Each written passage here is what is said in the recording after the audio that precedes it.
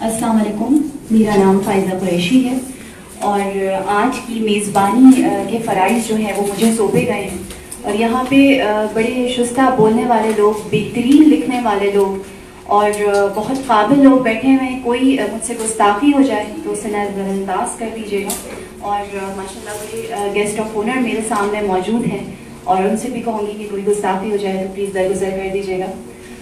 अदब की जब हम बात करते हैं तो अदब बिल्कुल अब हमारे घरानों से, हमारी महफिलों से, हमारे इर्द गिर्द से नापैद हो चुका है।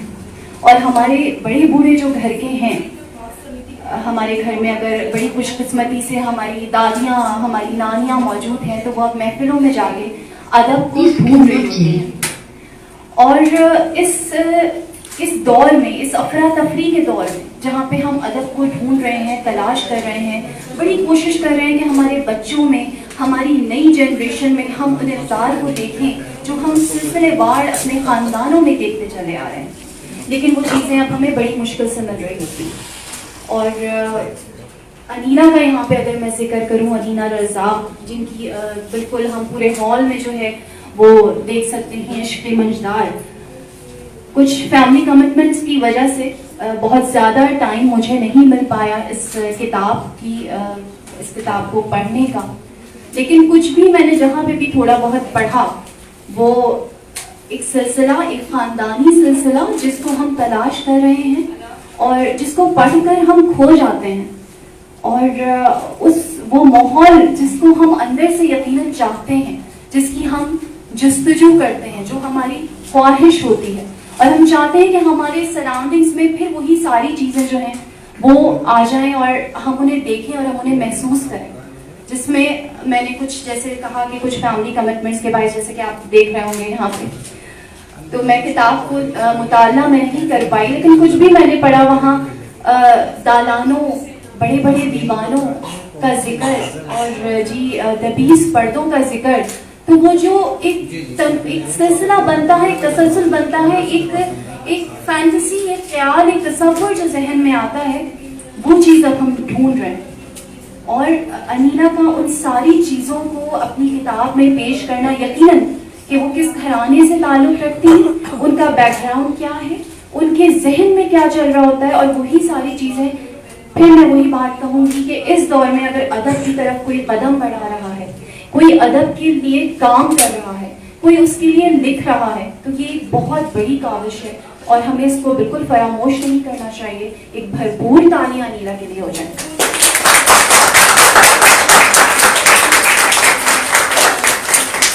बहुत शुक्रिया।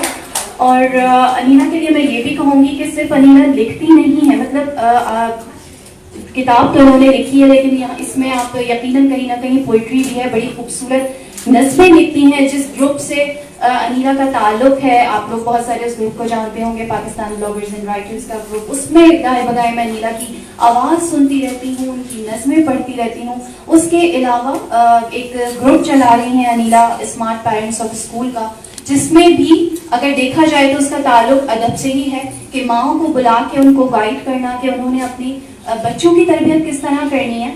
उनको यकीनन इंग्लिश मीडियम स्कूल में पढ़ाना है, लेकिन उनको उर्दू की अहमियत को भी किस तरह बताना है। स्टोरी जब ये पढ़ती हैं तो यकीन कीजिए कि स्क्रॉल करते हुए फेसबुक और सोशल मीडिया मैं रुक जाती हूँ कि वो एक गवाले की कहानी उन्होंने पढ़ी और मैं बड़े शौक से, मज़े से जो है वो सुनती रही बड़ी देर तक और मुझे बड़ा मज़ा आया। तो ये छोटी छोटी चीज़ें, और एक हाउसवाइफ होके, एक मदर होके, एक माँ होके, ये सारी चीज़ें करना एक बहुत बड़ा अमल है। ये कोई आसान बात नहीं है। एक बुक को लॉन्च कर दिया और हम सब इकट्ठे हो गए और अनीला ने हमें इनविटेशन दे दिया, दावतनामा दे दिया और हम यहाँ आ गए। इसके पीछे बड़ी जद्दोजहद है, बहुत काविशें हैं, और यकीनन मैं उन लोगों को भी यहाँ पे बिल्कुल भी फरामोश नहीं करूँगी जो अनीला के साथ हैं, जो इस वक्त भी अनीला के साथ खड़े हैं। और मैं हमेशा कहती हूँ कि यकीनन अनीला के जो हस्बैंड है, माशाल्लाह जो भाई हैं हमारे, बड़ी उनकी एक यकीनन उनके साथ बड़ी मुआवनत रही होगी, बड़ी सपोर्ट रही होगी जो अनीला यहाँ तक पहुँची। तो इस वक्त अब मैं चाहूँगी कि मैंने बहुत बोल दिया है, तो जिनको बोलना है वो यहाँ पे आके बोलें, और जिनको आप सुनना चाहते हैं मैं उनको यहाँ पे दावत दूंगी। भरपूर तालियां एक दफ़ा फिर अनीला रज़ाक।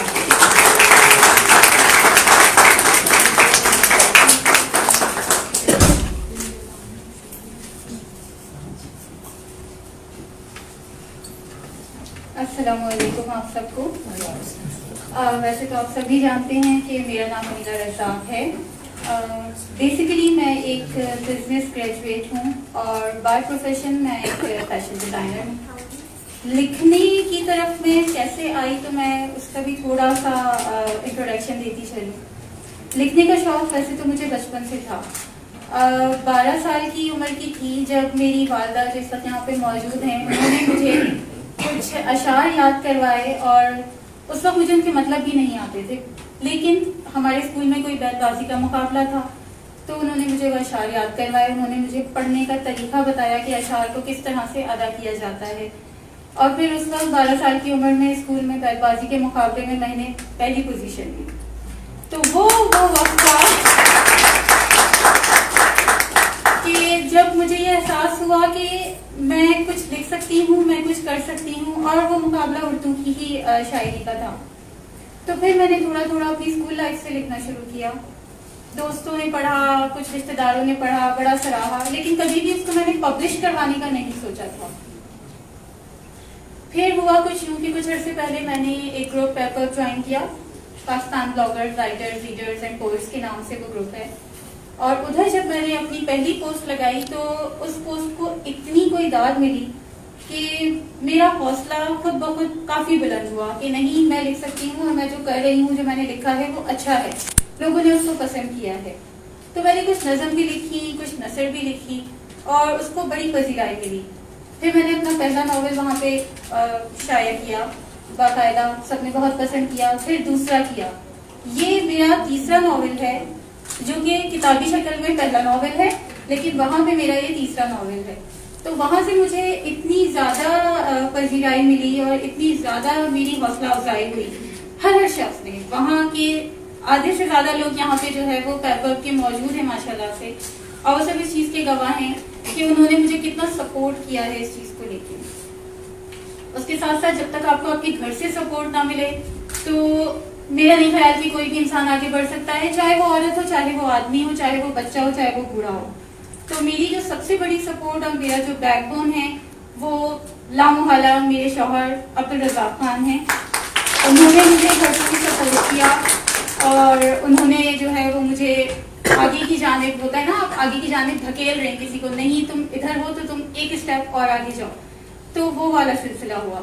फिर यहाँ पे मेरी बहुत प्यारी प्यारी दोस्तें मौजूद हैं, नादिया मुफीद खान हैं, रबिया, राफिया, महक, एनी, निगत महमूद, इन सब ने मुझे बहुत ज़्यादा जो है वो अप्रिशिएट किया है हमेशा से। तो मैं इन सब का नाम लेना बहुत ज़रूरी समझती हूँ। रिश्तेदारों में शर्मीन इमरान सिद्दीकी हैं, हानिया इमरान हैं, इन सब लोगों की सपोर्ट मुझे हासिल रही। तो बिलाखिर फिर मैंने ये फैसला किया कि चलो इसको हम पब्लिश करवाते हैं। अब जब आपके हाथों में ये किताब आएगी और आप लोग इसको पढ़ेंगे, फायजा ने तो खैर बहुत ही ज़्यादा कह दिया, तो फिर आपको अंदाज़ा होगा कि मुख्तसर सा नॉवल है, बहुत ज़्यादा लंबा चौड़ा नहीं है। इसमें मैंने नज़म और नसर को एक साथ मिला के जो है वो थोड़ा सा कॉम्बिनेशन बना के लिखने की कोशिश की है। मुझे उम्मीद है कि आप सबको पसंद आएगा। मैं इसके कुछ चंद एक इक़्तिबास यहाँ पे पढ़ूंगी, बहुत ज़्यादा टाइम नहीं लूँगी।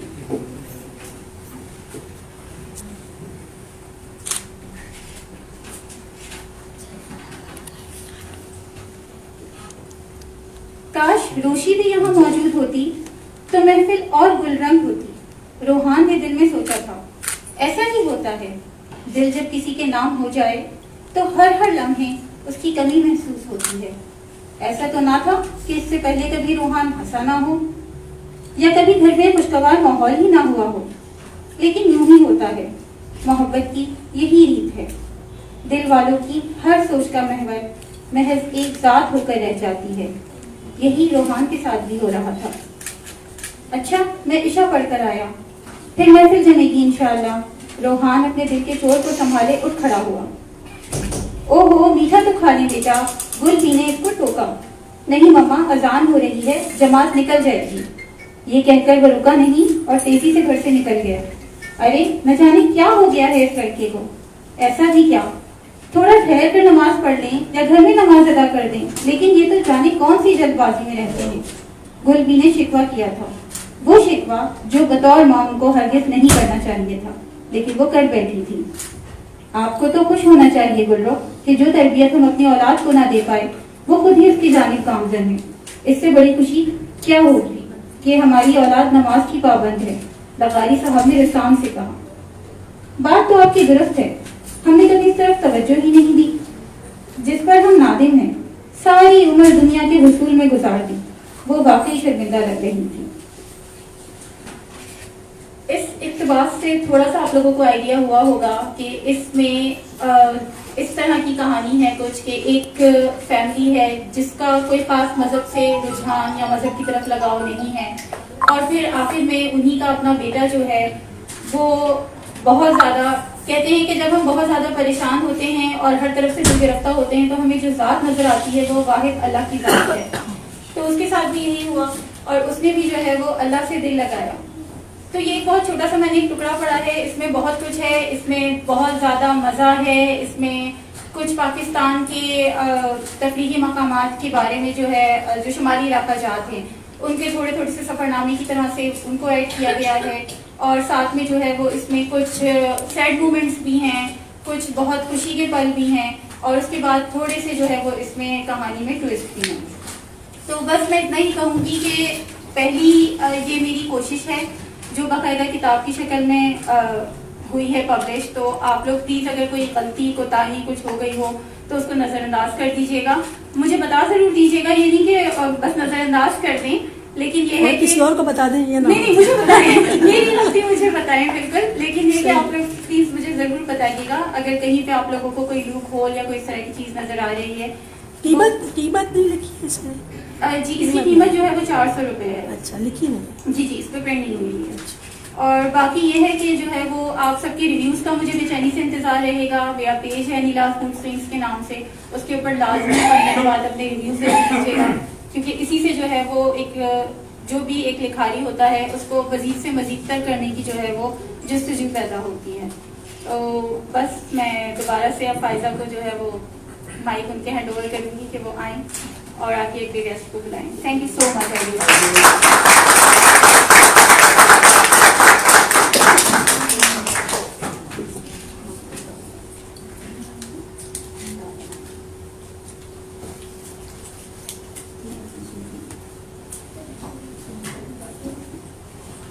हमारे कुछ बहुत ही मुअज़्ज़ज़ मेहमानान ख़ुसूसी यहाँ पर मौजूद हैं। आमरा आलम आंटी, मैं आपसे कहूँगी कि कुछ आके यहाँ पर जो है वो अनीला के लिए बोलिए और अपने तजुर्बात से जो है वो हमें आगाही ज़रूर।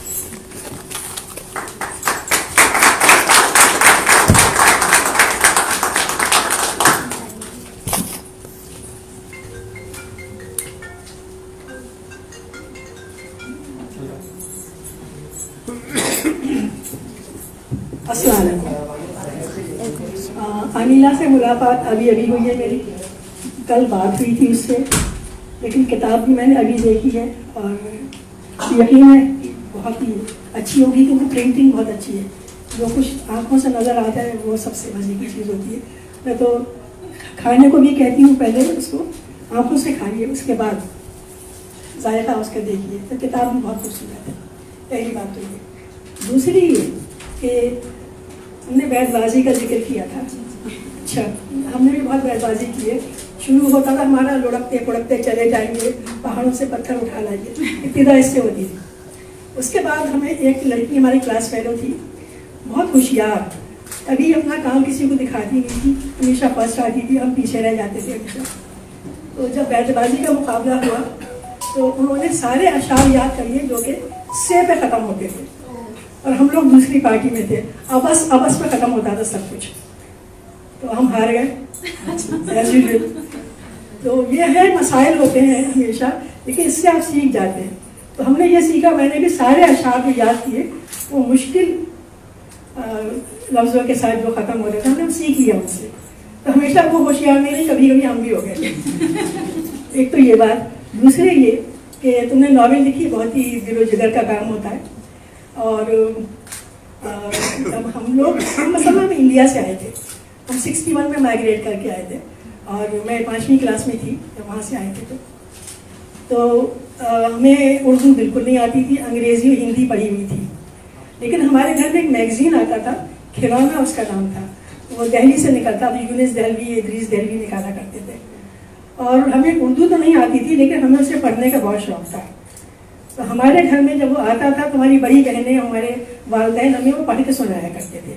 और वो उसकी छाप मेरे दिमाग पे ऐसी लगी, उसकी कहानियाँ, नसरुद्दीन की कहानी, रूमी की शरारतें, और कौन से थे, एक थे मियाँ फौलादी। बाद में जो आयरन मैन बना है ना टीवी का प्रोग्राम, हमारे मियाँ फौलादी पहले बन चुके थे। तो ये सब कुछ हमने इतना पढ़ा था और सुना था, पढ़ा तो नहीं था, कि हमें उर्दू का शौक डेवलप हो गया कहानियाँ सुन के। कहानी की वो ताकत होती है जो कि और बंदूक में नहीं है, तोप में नहीं है, बम में नहीं है, जो कि कहानी में ताकत है, क्योंकि बच्चा कहानी से सीखता है। तो जो लिखने का फन जिसे आ जाए उससे अच्छी कोई बात नहीं है। The way you have written it is wonderful, जितना मैंने सुना बहुत अच्छा लगा। लेकिन मैंने कभी यहाँ पे आके हमने नॉवेल्स देख के मेरा डर गए थे, इतनी मोटी मोटी नॉवेल्स हुआ करती थी। तो मैं और मेरी बहन, हम दोनों मिलकर फैसला किया हम आधा आधा पढ़ेंगे, आधा तुम पढ़ो मैं सुनूंगी, आधा मैं पढ़ूँ तुम सुनना। तो आधा भी नहीं पढ़ पाते थे, 10-10, 12-12 सफ़े पढ़ते थे और एक दूसरे से सुना करते थे हम बैठ के। एक नॉवेल में, उसमें हमने उनकी रजिया भट्ट की कहानी नॉवेलें भी थी, सारी हमने सुनी। बजिया ने उस पर ड्रामा लिखा, हमें नॉवेल ज़्यादा अच्छी लगी। और हाँ, वाकई जो असलियत है वो है, वो ज़रूर से एलोबरेट हो गया था उसमें। और आप भी शायद किसी में थे मेरे ख्याल से, किसी उनके जी किसी ड्रामे में उनके नहीं, मैं बजिया के ज़माने नहीं थे। अच्छा, आपने हमारे किसी ड्रामे में काम किया। हमने 18 सीरियल लिखे हैं टीवी के लिए। कभी आप जहमत दीजिए, हाजिर जी अभी तक तो मैं नहीं लिखती, मैंने टीवी से किनारा कशी ले ली है। मैं सिर्फ बच्चों का काम करती हूँ और 80 से ज़्यादा मैं बच्चों की किताबें लिख चुकी हूँ। और इसके अलावा एक मैगजीन था, उसका नाम था संतरा, उसकी भी मैं राइटर भी थी और एडिटर भी थी। फिर एक मैगजीन निकला उड़न तश्तरी। मैं नाम पे बहुत बिलीव करती हूँ, जो टाइटल होता है मुझे बड़ा अच्छा लगता है ताकि बच्चा अट्रैक्ट हो जाए उससे, तो वो भी मैंने किया। लेकिन बहरहाल अब सिर्फ लिखने लिखाने के ही काम है। और आजकल मैं एक फीचर फिल्म का स्क्रिप्ट लिख रही हूँ, जो कि बहुत मुश्किल काम है। हमारे यहाँ जो फीचर फिल्म बनाई जाती है वो टीवी के ड्रामे बन जाते हैं, यहाँ पे लोगों को फीचर फिल्म लिखना नहीं आती। तो अभी तो मैं सिर्फ स्टडी कर रही हूँ कि कैसे लिखा जाएगा, फिर मैं उसको लिखूंगी और इंशाल्लाह अल्लाह ने चाहा तो मुझे कामयाबी मिलेगी इसमें। अच्छा, उसके अलावा जो हमने जो नॉवेल्स ये पढ़ी, पहली मेरी जो नॉवेल थी अंग्रेजी की वो रेबेका थी। रेबेका हमें बहुत अच्छी लगी थी। अब ये चाहा तो उसको उर्दू में तर्जुमा करने की कोशिश की, हम नहीं कर पाए क्योंकि बहुत मुश्किल तर्जुमा करना भी उतना ही मुश्किल काम है जितना स्क्रिप्ट राइटिंग है, फिल्म की स्क्रिप्ट राइटिंग। मैं वो भी नहीं कर पाई कभी, लेकिन दिल बहुत है कि किसी अंग्रेजी की अच्छी सी किताब का तर्जुमा किया जाए। और बस मैं क्या कहूँ, आपका बहुत बहुत शुक्रिया बुलाने का, और अल्लाह मियां तुम्हें कामयाबियाँ दे और जोर कलम और ज़्यादा। शुक्रिया बहुत बहुत।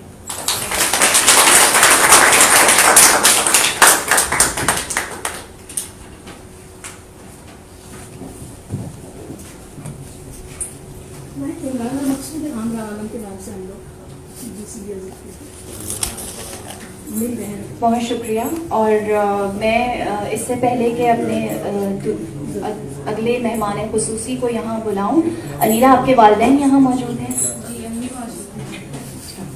अस्सलाम वालेकुम आंटी।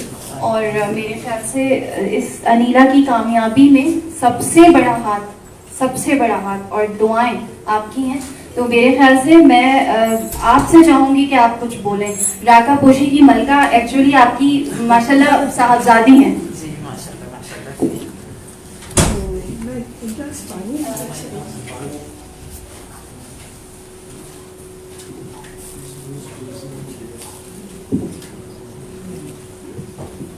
ये मेरी बेटी माशाल्लाह से हमारे पूरे खानदान में, न सिर्फ बल्कि पूरे मोहल्ले में और जहाँ तक लोग जानते हैं उसमें बहुत ही माशाल्लाह से मशहूर मारूफ है बचपन से लेके, और माशाल्लाह से अभी तक पढ़ने के सिलसिले में भी और इसके अलावा और भी एक्टिविटीज़। जब ये 10-11 साल थी जब मैं इन्हें लेकर गई थी, मैंने बताया तैयारी में लेकर गई थी आपको, जब लाइन क्लब होता था, लाइन क्लब, तो वहाँ इनका इंटरव्यू लिया गया और इनसे ऑडिशन लिया गया। वो आप क्लब ज्वाइन कीजिएगा, हम आपको और आगे लेकर जाएंगे। लेकिन मैंने आंटी अपने हस्बैंड से कहा तो उन्होंने कहा नहीं, हमारे यहाँ लड़कियाँ ये नहीं करती हैं, क्लब वगैरह नहीं, वो अदबी क्लब था।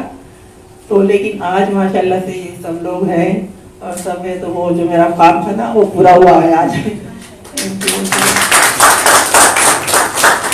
यही कहना चाहूँगी, हमेशा ये तरक्की करें और इनके हस्बैंड का सपोर्ट जो है ये हमेशा इनके साथ रहे और रहेगा इंशाल्लाह, क्योंकि ये भी बहुत ही ज्यादा अदबी टाइप की है। अदब करते हैं यानी ये वो परेशान हो गए ना तो कुछ लिखा बैठा बता। चलिए आप क्या कहूँ, बस इन्होंने नावल लिखा है, बस यही है कि दरिया को कूदे में उतारने वाली बात हो गई है माशाल्लाह से। बहुत शुक्रिया। ये पंच लाइन थी, ये अदब करते हैं। और मैं अनीला के लिए एक चीज बताना भूल गई। अनीला माशाल्लाह माशाल्लाह बड़ी अच्छी डिजाइनर भी हैं। बस अनीला ने जैसे कहा कि मुझे कुछ मेरे दोस्तों ने और हस्बैंड ने जो है वो हौसला दिलाया, और मैंने तो इस मामले में मैंने हौसला दिलाया। डिजाइनिंग करी और माशाल्लाह माशाल्लाह बहुत ही अच्छी। और मेरे ख्याल से इस काम को भी अनीला आपने जारी रखना है, छोड़ना नहीं है। और अब मैं जिन मेहमान को यहाँ दावत देने वाली हूँ, तो उनके आगे थोड़ा बोलने से मैं खुद घबराती हूँ कि बल्कि घर में पूछ लेती हूँ क्या बोलना है क्या नहीं बोलना है। तो आप फैसल काजी साहब को मैं कहूँगी आगे कि आप यहाँ पे कुछ अपने ख्यालात से आगाह कीजिए।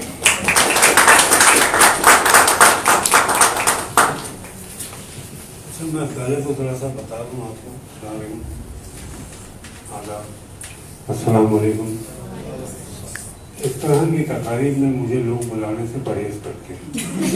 आपने बुला लिया है तो अब जो होगा उसके जिम्मेदार फिर आप होंगे, और वो भी फिर मैडम आगे मैं कुछ नहीं हूँ। अरे नहीं, आप क्या कुछ हैं, आप हमसे कुछ। दूसरी ये कि मैं देखें एक्सटेम्पोर नहीं हूँ ये, क्योंकि हर इंसान नहीं होता।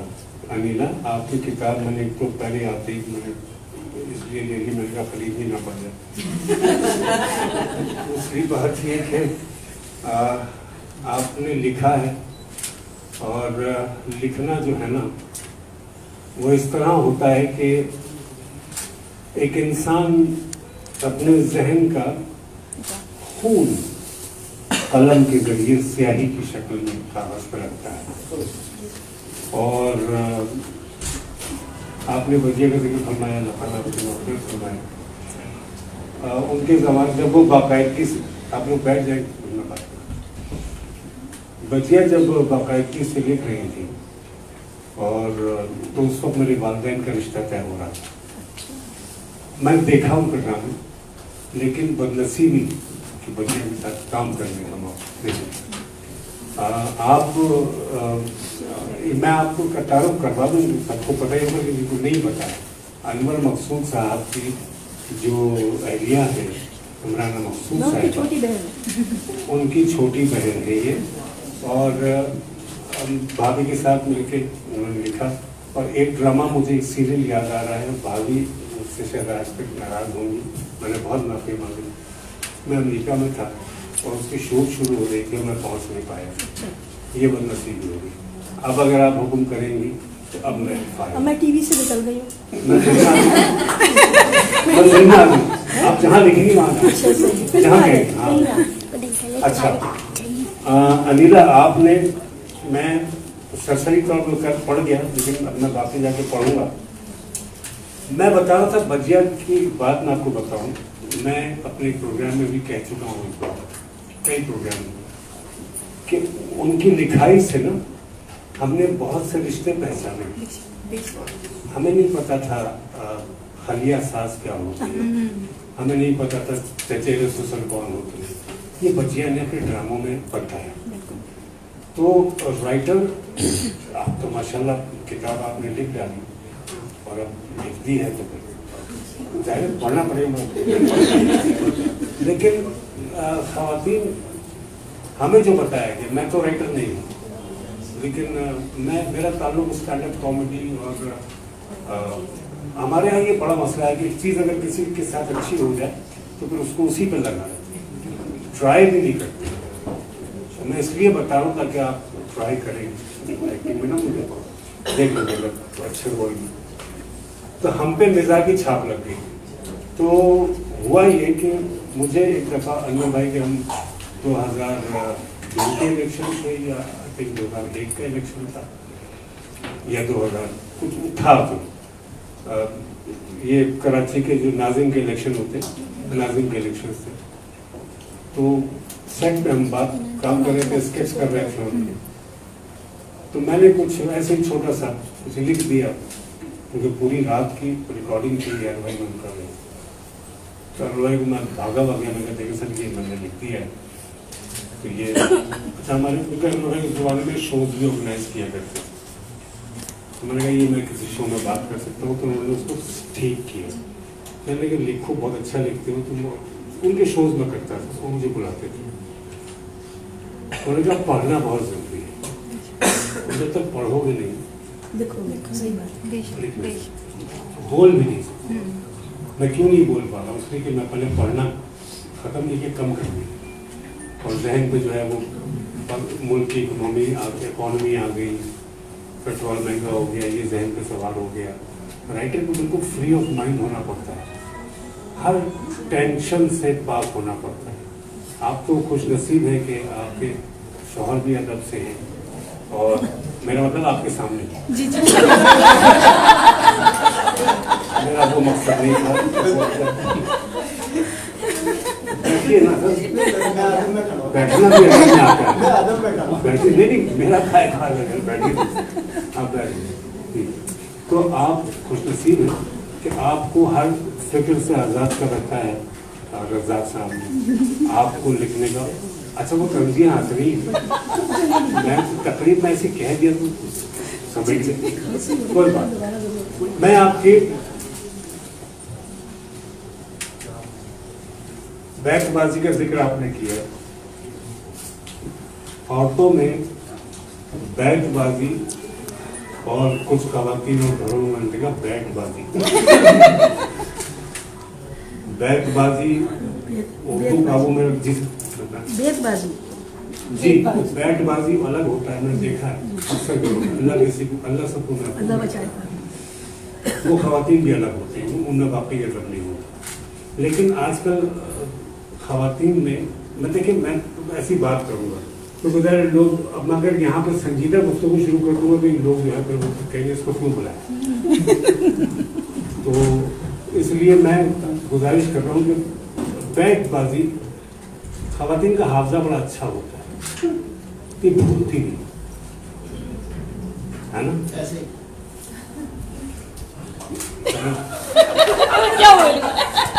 नहीं तो माफ कर देंगे वो गलती अब उसको भूल जाएंगे। अच्छा मैं नॉवेल्स मैंने ज्यादा नहीं पढ़े क्योंकि मुझे चिढ़ हो गई थी एक चीज से।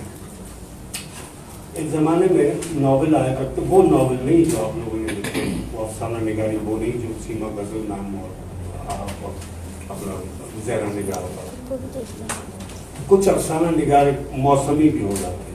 उस जमाने में खवातीन डाइजेस्ट वगैरह सारा तो बहुत आता था। मेरी बहनें और मेरे घर में मेरी वालदा भी एक जमाने में उसकी लत पड़ गई थी। मैंने कहा देखो पढ़ो है क्या, ऐसा क्या है, तो बड़ा मसला होता था। वो एक किरदार हुआ करता था हर कहानी में, खुर्रम काशिफ इस तरह के, वो लाहौर से वो लोग हमारे घर आए हुए थे, बस फिर क्या था मेरी खुशी की इम्तिहान आ रही जी सब। अब विजुअलाइज करते हैं उसको, फिर जी उसको विजुअलाइज करते हैं ना, जो कुछ आप मैडम मैंने किया मुझे अच्छा नहीं लगा। मुझे टीवी ड्रामे देख के अच्छा लगता है। ये मुझे ठीक फरमाया। और मैं ये बता रहा हूँ कि उसके बाद फिर जब शऊर आया पढ़ने का बाकायदा मैट्रिक के बाद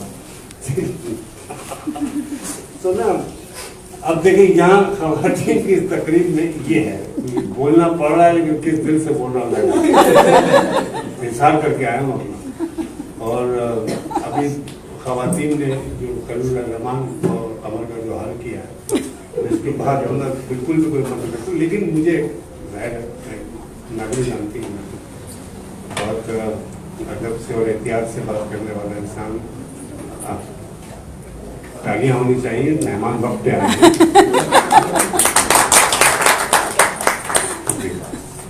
तो हम लोग जिस दौर में रह रहे हैं, ये मजाक बरतरफ, ये मेरे साथ एक चीज लग गई है मजाक, तो बेशक इसी से मैं अपने बच्चों के लिए रोजी कमाता हूँ, लेकिन इसको मैंने हमेशा अदब से किया है। अल्लाह जानता, आप मेरा कोई भी आप काम उठा के देखिए, कहीं अभी रिसेंटली क्या करेगा काजी के नाम से प्रोग्राम शुरू किया है GTV से, आपको कहीं उसमें मजाक तो हर जगह मिलेगा, लेकिन उसमें बदतहजीबी नहीं है। मैं अपने मेहमान से बदतमीजी नहीं कर सकता, चाहे वो मेरे घर का हो या मेरे शहर का, और बड़ों से तो बिल्कुल भी नहीं। तो इसलिए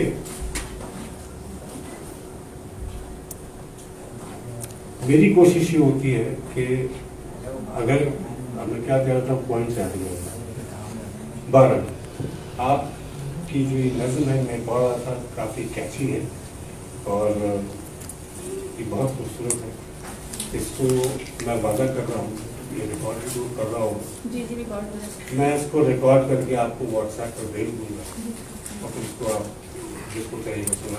मुझे शौक है पढ़ने का, मतलब उस रिकॉर्ड करके पढ़ने का। मैं अक्सर मेरे पास अपनी खुद रिकॉर्डिंग बहुत है फ़ोन में अपनी, मैं करता रहता हूँ। उससे फ़ायदा ही होता है, एक तो इंसान को, मेरी वालदा अल्हम्दुलिल्लाह उनको सलामती आपके खैर सेहत अदा फरमाए, MA उर्दू है और वो मेरी बहुत तस्वीर करती है। और मैं जो भी काम करता हूँ या थोड़ा बहुत लिख लेता हूँ अपने लिए, तो वो उसकी तस्वीर बहुत अच्छी कर देती है। कोई लाइव ट्रांसलेशन करता हूँ, वो अच्छा होता है तो अच्छा कहते ही, नहीं होता तो नहीं कहते। और ज़ाहिर असातिज़ाओं में से पढ़ाया है, 40 साल पढ़ाया है, और वो भी शिकवा जवाब शिकवा पढ़ाया, तो दिमाग की सालन भी होगा माशाल्लाह। तो बताने का मकसद ये है कि बच्चों को घर में, जैसे आपके ज़ाहिर शौहर बच्चा ही होता है, उसकी केयर वैसी करते हैं जैसे आपके बच्चे ने आपको हेल्प की, इसी तरह आप भी अपनी आने वाली नस्ल को वो वाला अदब भी सिखाएं जो उनके बाप में है, और वो अदब भी सिखाएं जो आप में है। तो आप में तो दोनों है, ये आपका लिखाई या आपका लिखा हुआ बता रहा है। आप लोगों का बहुत बहुत शुक्रिया, आपके बुलावे का बहुत शुक्रिया।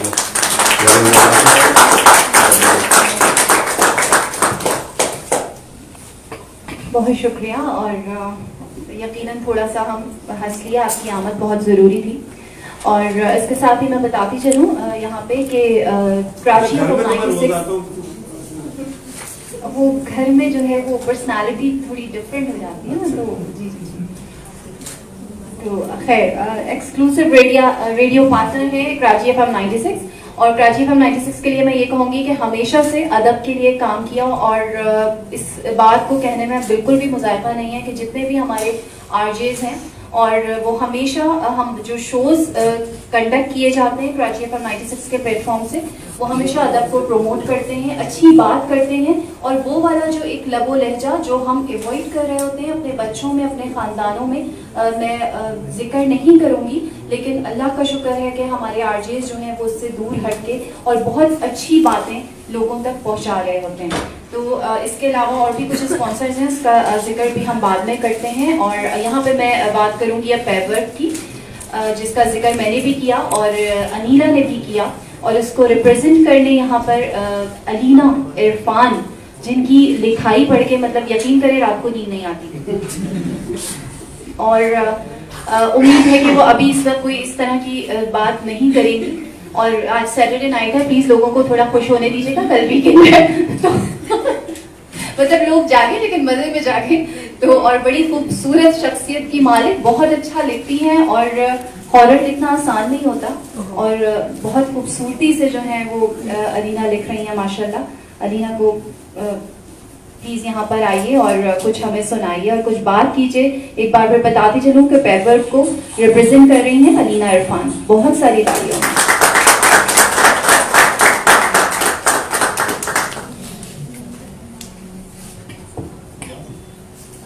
थैंक यू सो मच फैंजा, बहुत अच्छा इंट्रो, और बहुत शुक्रिया अनीला, और आपको बहुत मुबारकबाद।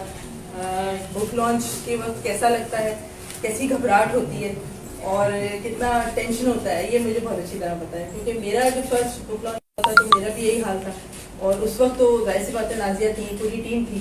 तो अभी मेरे ख्याल में हमारे ग्रुप के और फवाद हैं और मुकर्रम है, तो अभी और भी काफ़ी लोग हैं। तो हम बस ये समझें कि हम आपको ग्रुप की तरफ से सपोर्ट करने आए हैं। आपका नावल हम पढ़ चुके हैं और क्या बताऊं, मतलब मुझे ऐसा लगता था कि जैसे जिस ज़माने की बात हुई है या जिस पैराए में बात की गई है, हम उसी में घूम रहे हैं, हम उसी को देख रहे हैं। और बहुत मतलब अगर, क्योंकि मुझे लगता है कि इश्क पे लिखना सबसे ज़्यादा मुश्किल काम है। इश्क करना भी मुश्किल है और लिखना भी मुश्किल है। तो आप अगर इश्क पे लिखती हैं तो वो बाकी इश्क के अंदाज में ही लिखती हैं, बहुत खूबसूरत लिखती हैं और हर किसी के बस का नहीं है। कम से कम मैं डरा सकती हूँ, इश्क अगर है तो लिखना आसान है। बिल्कुल नहीं, इश्क तो मुझे भी है, मेरी लगता लेकिन अब लिखना मुश्किल है, हम मैं डराती हूँ। ये तो आपके इश्क ने आपको हॉरर लिखवा दिया।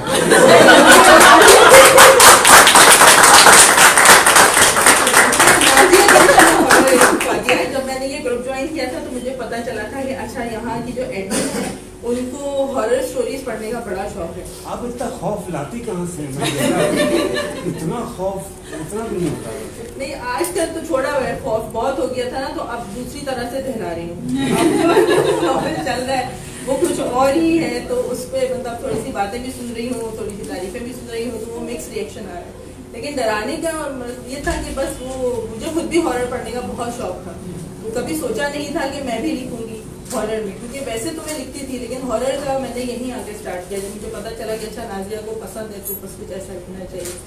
तो बहरहाल अभी बात करते हैं अनीला की। और मतलब बहुत अच्छी दोस्त, बहुत अच्छी इंसान, बहुत अच्छी ग्रुप मेंबर और बहुत मतलब मेरे से बहुत करीब, क्योंकि मैं अनीला और अलीना हम लोगों के साथ अक्सर ये होता है कि टैगिंग में भी मसला हो जाता है, तो ये वाला हमारा सिलसिला चलता रहता है। लेकिन नॉवेल जैसे मैंने कहा कि बहुत खूबसूरत है और आपको पढ़ के कहीं भी ये नहीं लगेगा कि राइटर ने कहीं अपनी गिरफ्त। तो बस मेरी तरफ से नीला को बहुत बहुत बेस्ट विशेस और बहुत नेक तमन्नाएं। इंशाल्लाह फर्स्ट नॉवेल आया है, लेकिन इसके अलावा और भी होगा और मज़ीद हम इसी तरह की खुशियों में शामिल रहेंगे। फ़ायदा, बहुत शुक्रिया आपका। इंशाल्लाह फिर मिल जाएगा।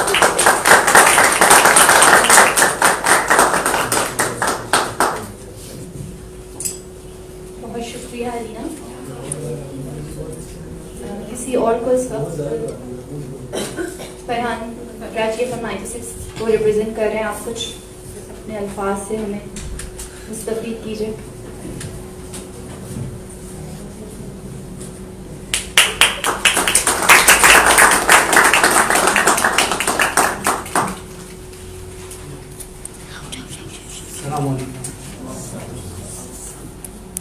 मेरे ख्याल से वक्त की तंगी भी है और मेरे मुअज़्ज़ज़ मेहमान जो मुझसे पहले यहाँ पे ले जा चुके हैं, काफ़ी कुछ कह चुके हैं। और लिखारी की सबसे अच्छी बात मैं समझता हूँ कि ये होती है कि उनकी पहले ही चर्चा हो जाए, उनकी बुक रिवील होने से पहले। तो माशाल्लाह से अनीला इस तरह की लिखारी हैं और जो उन्होंने किताब लिखी है, बिल्कुल मैं भी पढ़ूंगा आप लोगों की तरह, जैसे कि आप लोग पढ़ेंगे। लेकिन उम्मीद करता हूँ, क्योंकि जिस तरह से ये अपने राइटअप्स लिखती रहती हैं, मैं किसी ज़माने में पेपर में पढ़ता था और जिस तरह से इनका लिखने का अंदाज था, तो शायद मैंने पढ़ना अगर कहने का भी शुरू किया अपनी उस लाइफ में, तो उसका क्रेडिट दूंगा कि मैं अनीला थी और दूसरी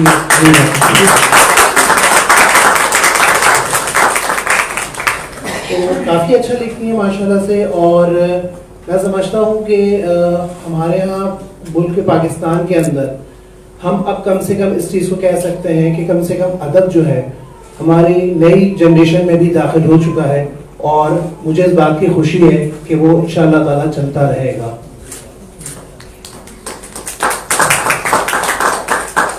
यहाँ पे एक चीज़ का जिक्र ज़रूर करूँगा, सपोर्टिव पार्टनर जो है DMG और ऑमलेट ऑफिशियल कंटेंट चैनल है, उसको रिप्रेजेंट भी मैं कर रहा हूँ। मैंने इस प्लेटफॉर्म को शुरू इसलिए किया कि मुझे एक कंटेंट का फुकदान नज़र आया यहाँ पे पाकिस्तान के अंदर, क्योंकि उनका जो तंज़ो मज़ा अनवर मकसूद साहब की जो लिखाई होती है, तो जिस तरह से वो एक्ट करते थे, शायद आज वो चीज़ें हम खो चुके हैं, आज हमें वो चीज़ें नज़र नहीं आती हैं। तो मुझे एक बहुत बड़ा गैप नज़र आया। आज हम बहुत आर्टिफिशियल दुनिया की तरफ चले गए जो शायद हमारा कल्चर का हिस्सा भी नहीं है।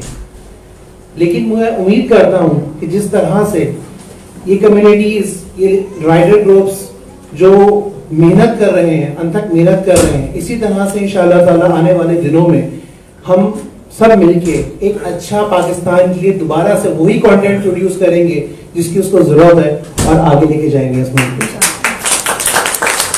आखिर में अपनी बात को समाप्त करते हुए कहता हूँ कि मेरी बहुत दुआएं, बहुत विशेष जो हैं वो अनीला रज़ाक के साथ, अल्लाह ताला उनको जिंदगी में और भी कामयाबी और कामयाबियां अता फरमाए और वो इसी तरीके से हर जगह पे अपने माँ बाप का और मुल्क पाकिस्तान का नाम रोशन करते हैं।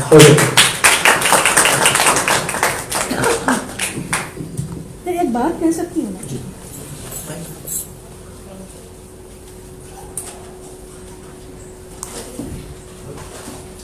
अच्छा, मैं तो इस मामले में थोड़ा सा कम जानती हूँ, लेकिन अनवर भाई अक्सर कहते हैं कि जो बेहतरीन अदब आया था पाकिस्तान में, इतना बोलूँगी नहीं, पाकिस्तान में जो बेहतरीन अदब आया था वो ज़ियाउल हक के ज़माने में आया था। जो बेहतरीन कॉमेडी आई थी वो ज़ियाउल हक के ज़माने में आई थी। तो ये कहना कि अब हालात वो नहीं है, हालात जो है ना वो कभी भी हो सकते हैं, तो ऐसी बात नहीं। आजकल के हालात भी बहुत अच्छे हैं, लिखने के लिए बहुत कुछ मौजूद है, ऐसी बात नहीं है। क्यों ज़ियाउल हक के ज़माने में लोगों ने इतना बोल्ड होकर लिखा, उनके सामने लोग उनका मजाक उड़ा देते थे, उन्हें पता भी नहीं चलता था तो उनका मजाक उड़ा है, और इतने जोक्स बने उनकी बेगों के बारे में, उनके बारे में, जो पहले कभी भी नहीं हुआ था। तो लेकिन अब तो व्हाट्सएप आ गया, वो बेहिसाब आपको लतीफ़े और सब चीज़ें मिल जाती हैं और बहुत ही अच्छा क्वालिटी भी उसकी बहुत अच्छी होती है। लेकिन मुझे एक आप सबने शायद सुना भी होगा, वो कहते हैं कि जो बहुत अच्छे मज़ाह निगार होते हैं वो घर में बहुत सीरियस होते हैं। अच्छा जी, तो ये आपकी बात सुन के मैं ये जवाब दे रही हूँ। एक दफ़ा जावेद अख्तर से के मीटिंग हो रही थी, इंटरव्यू हो रहा था, तो शबाना से कहा कि ये तो इतना रोमांटिक लिखते हैं, नज़में इतनी रोमांटिक लिखते हैं, ये घर में भी बहुत रोमांटिक होते होंगे। तो शबाना बोली, इनमें एक नुक्ता भी नहीं रोमांस का, बिल्कुल रोमांटिक नहीं है, बहुत ही बोर आदमी है, किसी ने यकीन सुनी हुई है जो। तो जावेद ने जवाब दिया कि देखें, जो सर्कस में काम करते हैं वो घरों में पंखों में नहीं लटके रहते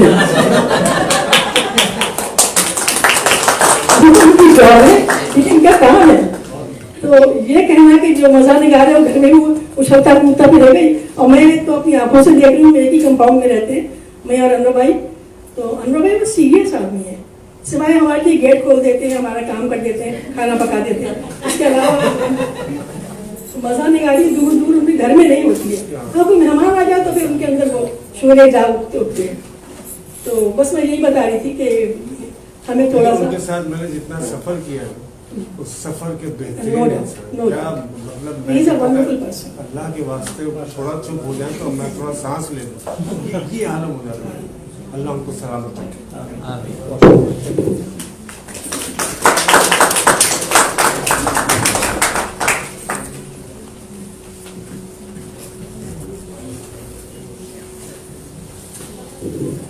बहुत शुक्रिया। अनीला, अब आप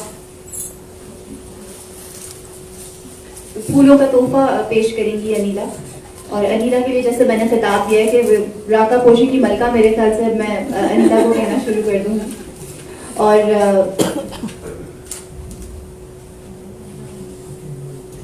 अनीला मैडम को फूल पेश करेंगी।